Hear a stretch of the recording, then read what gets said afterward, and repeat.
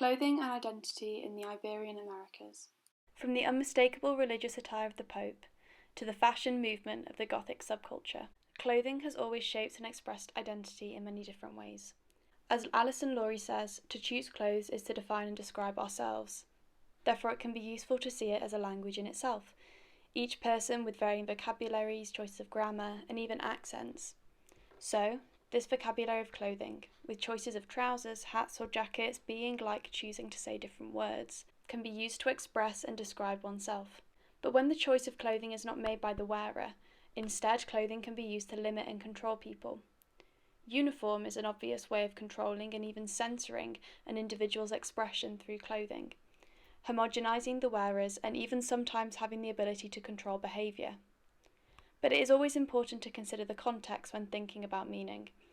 The language of our clothing is not spoken into a vacuum. The time, place, and person wearing the clothing can all change their meaning. Time changes the role of clothing in society. In the modern world, with the rise of the synthetic, denoting wealth cannot always be done through the quality of the materials that we wear. But clothing quality and design to denote status has a very long history.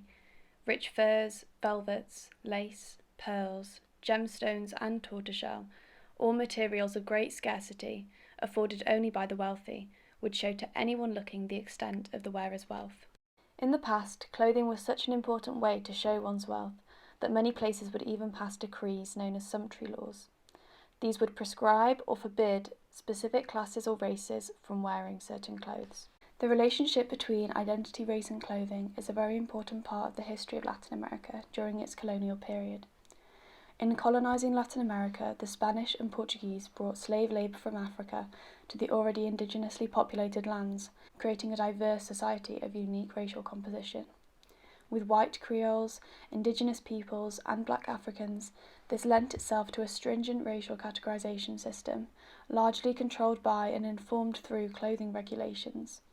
In the early years of occupation, these sumptuary laws were extremely important in constructing the social categorisation of self and other that exerted racial and cultural superiority of the Creole elites over the black and indigenous peoples. It is especially interesting to focus on the 18th century, as at this point the distinction between what non-white people were allowed to wear became less legally clear-cut, and more reliant on people's social perceptions. This allowed something of a pushback from these oppressed groups through manipulating existing cultural codes for self-expression, and therefore exercising their agency through clothing. This is something that will be explored further in our blog. This history is important not only in remembering it, but in its relevance today. The history of racial oppression through clothing in Latin America has a recent history of reclamation in the Mexican-American Chola style. Emerging in the 1990s, this style is characterised by dark lip liner with lighter lipstick, cat-eye glasses, baggy denim or khakis, oversized flannels buttoned up to the top, gold chains with crucifixes and skyscraper bangs.